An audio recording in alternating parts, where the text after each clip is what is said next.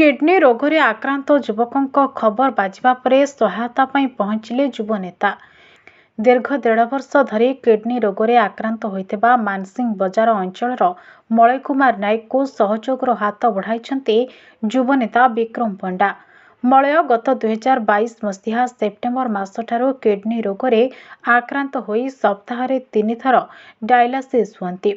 Kidney transplant करबा लगी 35 लाख रु ऊर्ध्व टंका आवश्यक रहिछि बोली डाक्तर कहिछन्ति बोली मलयଙ୍କ परिवार वर्ग सूचना दैछन्ति। मलय निम्न मध्यम वर्ग परिवार रु आसुथबा बेले एते टंका जोगाड़ करबा संभवपर हेउनाही बोली सेमाने कहिछन्ति।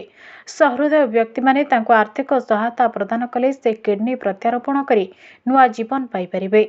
ए संपर्क में फोकस बालेश्वर चैनल रे खबर बाजिबा परे युवनेता विक्रम पंडा मलय को तांको बासभवन रे भेटे आर्थिक सहायता प्रदान करिछन्ते।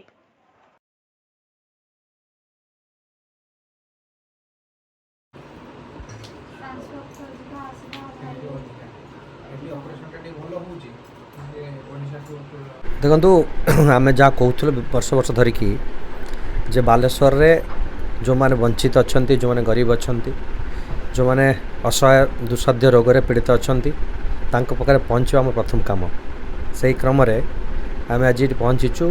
मलय नायक बहुत कम बयसर पिला दुखद घटना एवं आशा और विश्वास अच्छी भगवान तांको बहुत शीघ्र ठीक करदे। आम आज 5,000 टंकार सहायता करचु से जेपे ट्रांसप्लांट हम आम पुणी साध्य मते साहाय्य करने कथा करूँ।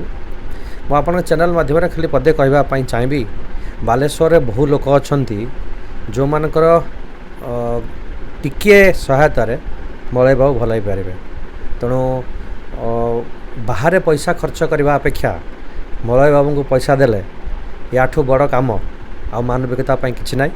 तेणु आपण चैनल माध्यम अनुरोध करुच्ची समस्ते आगू को आसतु जिते बदान्य व्यक्ति अच्छा एवं आम कर्तव्य यहाँ आम क्या दया करूँ यहाँ आम नैतिक कर्तव्य। आम तो जन्म नहीं सोसाइटी आमको पेबैक भी करार अच्छे।